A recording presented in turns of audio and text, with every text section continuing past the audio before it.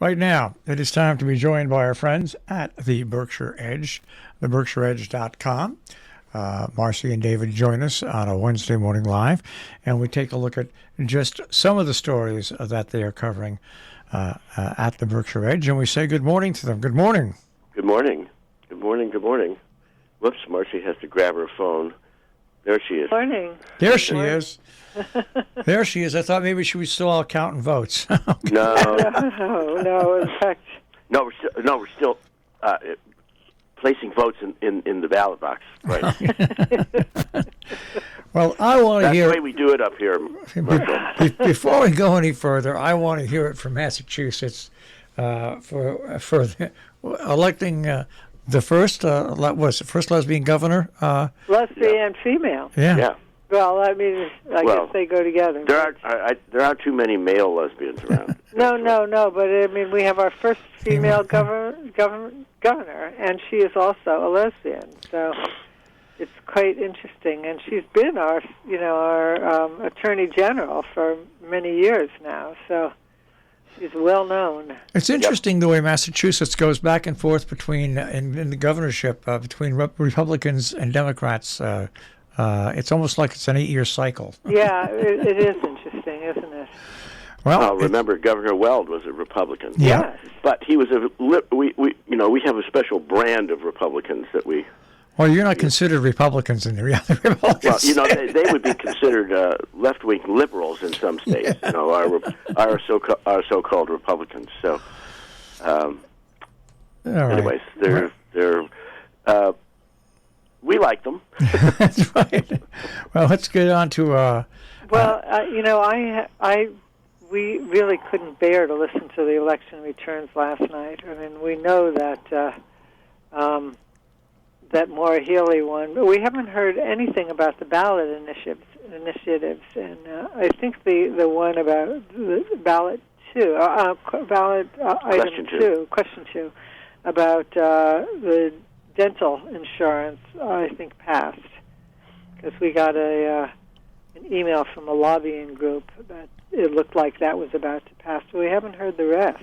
So stay tuned. Well, in Connecticut, one of the ballot initiatives that lost last year won big this year, and that is the right to early vote.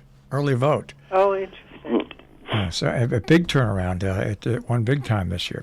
Well, let's get on to some of the stories, because once again, there is angst and a fight going on in West Stockbridge. Oh, it's terrible. Between the Foundry. I thought this was settled between the Foundry and Tuck's Oriental Express. It is terrible. Did you say you thought it was settled? I thought it was settled last year. No. I mean, they came to an uneasy truce. Yeah. But this is in part not the fault. I mean, anyway, let's give a little background. I mean, there is a restaurant, a Vietnamese restaurant called Truck's Oriental Express, and there is also a performing arts venue called the Foundry.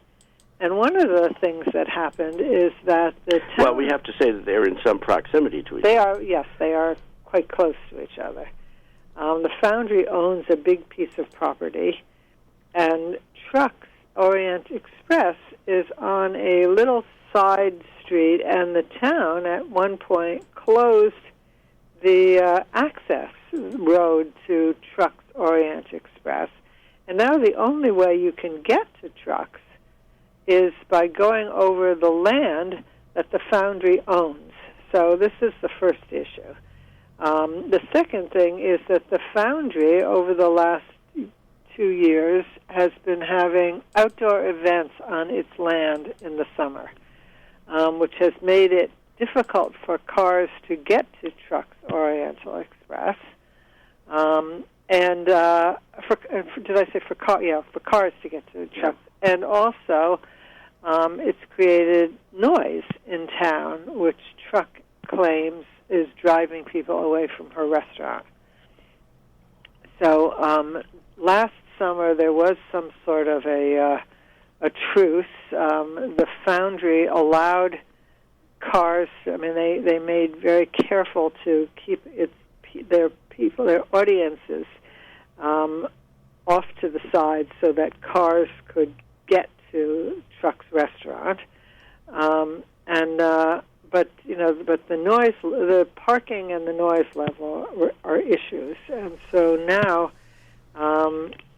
the woman who owns the foundry is asking the select board to give her approvals again for her, to go ahead with these events. I mean, she had, I don't know if it's approvals, but she had permissions to, she had a special permit. A special permit to stage these outdoor events last summer, and she wants them repeated. And so this is like the second meeting of the planning board to go over this, and it wasn't settled, and it's extremely contentious.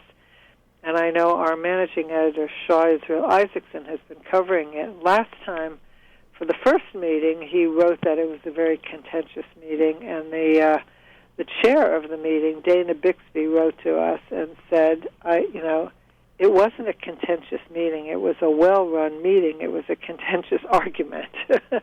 But last night, it looks like everybody got upset. I mean, Dana Bixby, the chair, at one point slammed down a whole bunch of papers onto the desk. I mean, she's a very level-headed woman. She's an architect and a good one. And, she's at her wit's end with these people. And so, but the worst thing is that, the town is lining up, and, neighbor against neighbor. And I think that's what's the most upsetting. I mean, this is a little town that has really been revitalized in the last few years. I mean, it was a sleepy little town, and then this Number 6 Depot, a coffee shop, opened up there, and it became kind of a mecca for young people to come and have coffee, and then it became a hipster escape. Yeah, it became a kind of, yes, it did. Yeah. And so then this wonderful Turnpark art space opened. This young Russian couple that had a big sculpture collection of their own. They are truly Russian. I mean, they are from Russia. They opened up this wonderful outdoor museum in West Stockbridge, and and now there's a new restaurant there. And I mean, it became really, as David said, a hipster escape. And everybody was so thrilled that the town was being revitalized. Now there's this big fight. It's kind of divided the town and, made everybody very unhappy. Right. So it's sort of like, I mean, it seems that, even in little towns in the Berkshires, there's no such thing as reasonable discussion anymore. So which way do you think, is there any indication which way this will go? Well, if you read the article, you can see that the letters written into the planning board greatly favor the foundry. But there are some very vocal people who are supporting Truck.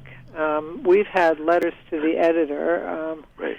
supporting Truck, and they all want to point out that Truck's family was Vietnamese, and they came to this country a long time ago, and they set up this.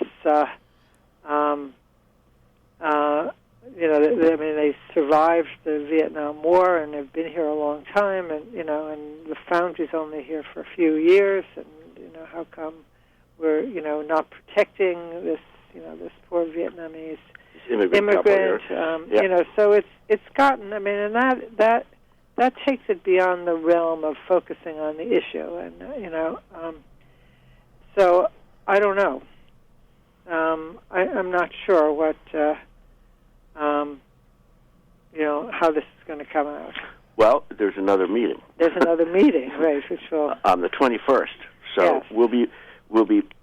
Marshall will be back with you a report about that. Right. So this is to be continued. Right.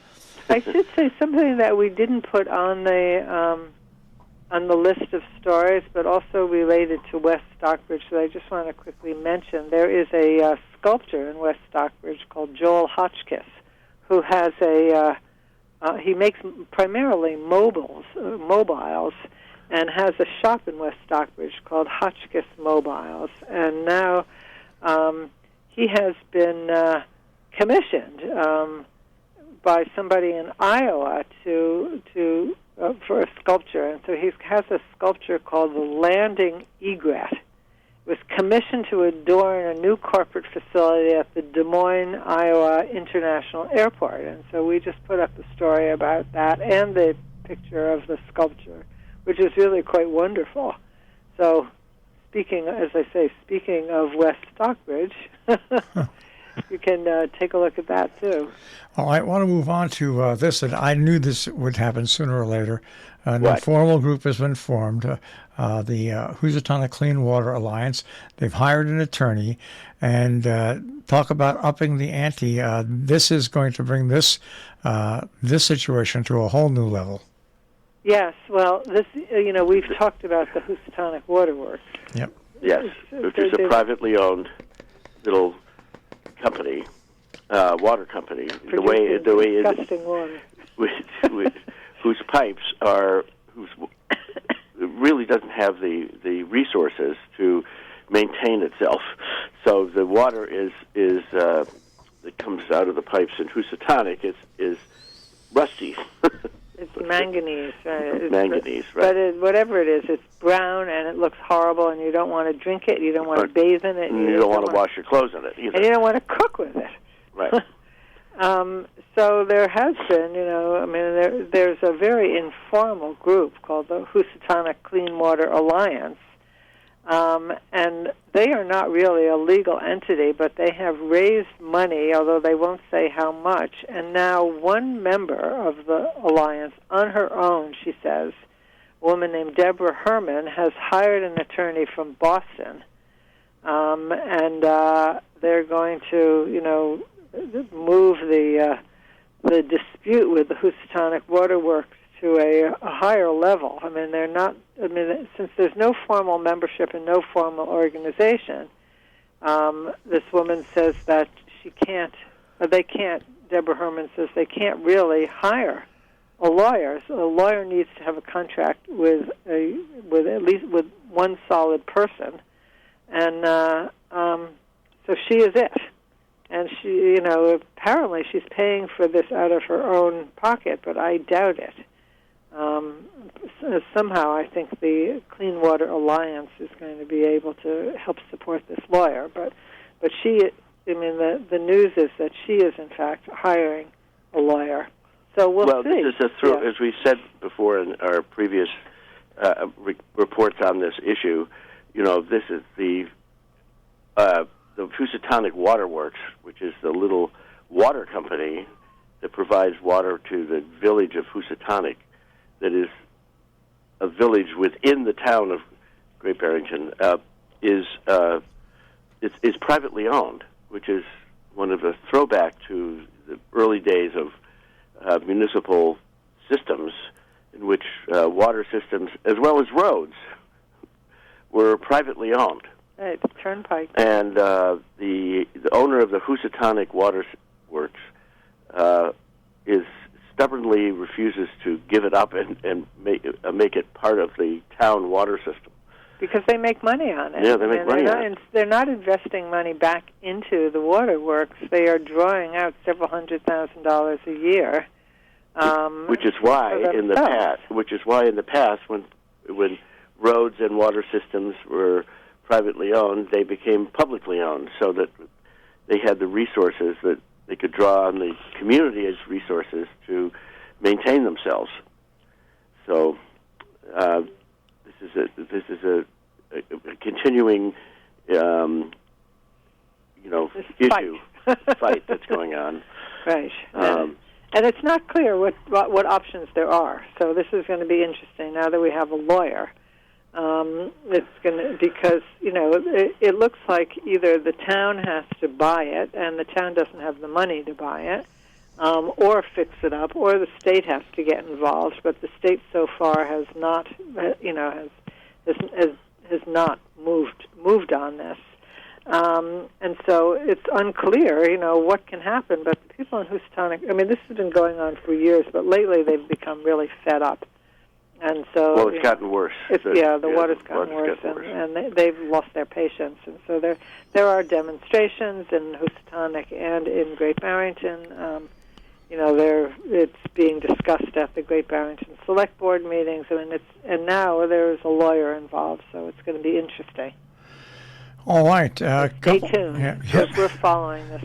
Couple of interesting stories, part of your business Monday lineup that we'll go to next. Yeah, well, we are concentrating our business stories on Monday, and generating a lot of new and interesting stories for our business Monday. So we have two this week. One is for anybody who shops in Great Barrington, the store Byzantium has been a staple for 43 years. It was started by this Annie Minifee 43 years ago when she was a young woman, and there was very little gentrification in Great Barrington. And so she has really borne witness to 43 years of changes in downtown Great Barrington. And at this point, she's closing down the store, not because it's not doing well, but because she's tired. She didn't. I don't even know if she tried to sell it, but she said, it's the problem is not with the town. The problem is with the difficulty of running a small business these days. It's largely supply chain issues. She has to be buying merchandise earlier and earlier in order to be sure of getting supplies. She used to be able to just buy, a few things and see if they sold and then replenish.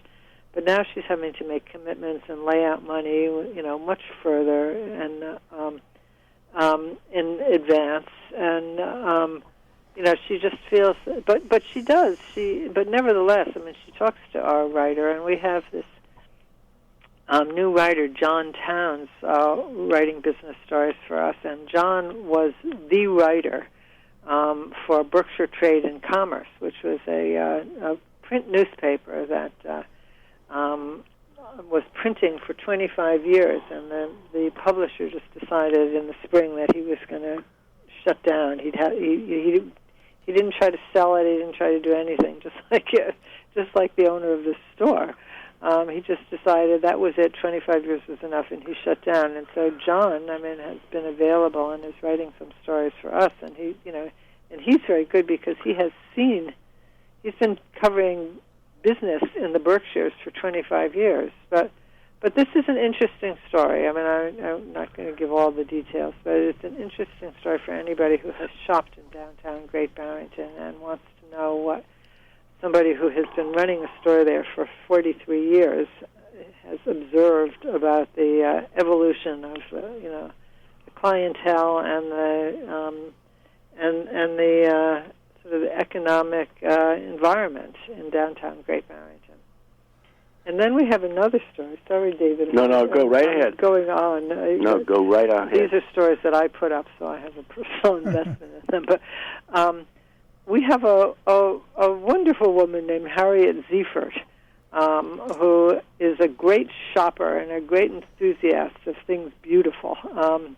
And so she is writing a monthly story for us on interesting things that you can buy in the Berkshires. What's in the store. And we're calling her column Personal Shopper, because that's really what she is. She's a great shopper, and this is her personal take on things. And so she has written us a story about scarves that are available also on Railroad Street, a couple of doors down, called Karen Allen Fiber Arts. And, many people know that Karen Allen is an actress who is in Raiders of the Lost Ark and several other movies, and she now also produces and directs films. But she is first and foremost a fiber artist before she even became an actor. Yeah.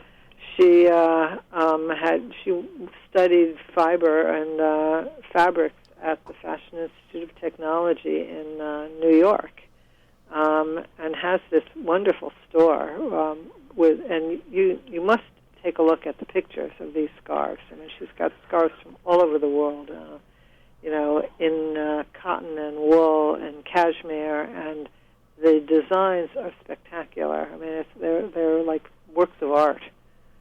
And Harriet, of course, was very enthusiastic about them. But if anybody looks at the pictures, you'll see why. I mean, they are really beautiful. I mean, they dress up any outfit, but they're collector's items on their own. And Karen weaves a lot of them herself. She has a studio right above the store where she is knitting.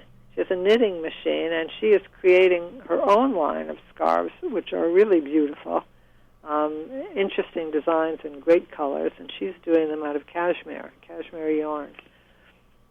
It's interesting. I just think it's entrepreneurship. It is. It's what this country and business originally was based on. That's you come right. up with an idea and you go out and you do right. it. Yeah, not chains. I mean, they're not chain stores. They're little stores that people put their hearts and souls into. All right, I think it's so interesting that she had this, fabulous other career. This was something that she just loved to do. And she said, she'd be on the knitting, on the movie sets, knitting away, because as she points out, you have to. She said, "There's nothing more boring than a movie set. That you're there for 15 hours a day, and they may need you for 3 or 4, and if you don't have something else to do, you go nuts." So she's got her knitting needles clacking away on movie sets. So you can imagine her characters in the. You would never imagine her character in the Raiders of the Lost Ark being, offset, knitting away. Well, we have about 2.5 minutes left. So, which story would you like to go over in the last 2.5 minutes? Oh dear. Well, they're really one story. Oh well, quickly. I mean, we can dispense with this weather. We have this weather guru named Nick Diller who writes for us regularly, and he was just putting. We've had this very warm weather, and he said. We haven't had weather like this. I mean, the average, it's 1994. This high temperature missed the top mark by 1 degree, which was set in 1994. And our low temperature is the highest minimum since 1988. So. Well, he keeps this fabulous record. Yes. Over the for the last 40 or 50 years, and He's got these, which is, an archive of very valuable information. Right, and we publish which we publish every week. We publish every month. It's really interesting. It's really interesting. All right, the last story. I just want to direct your listeners or our listeners to a new series that was started by our very good writer Sheila Clary, and it's called Where We Are. And she is interviewing random people in South County to ask them how they feel about their lives and the Berkshires.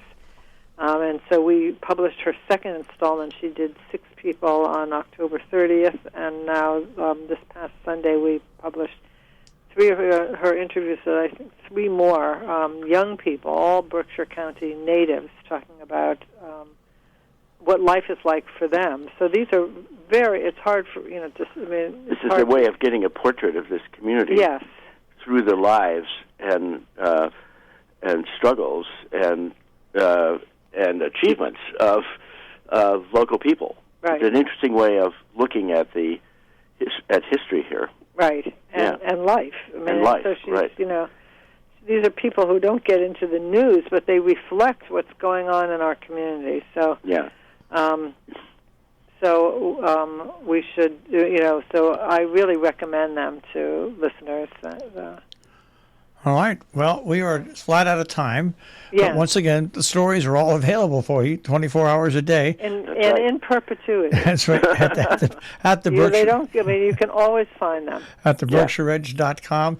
Guys, we'll speak to you next week. Okay. Thanks, Marshall. Have a good care. week. Yep, take care. Okay. That is the Berkshire Edge on air. Once again, you'll find them at the berkshireedge.com on the web.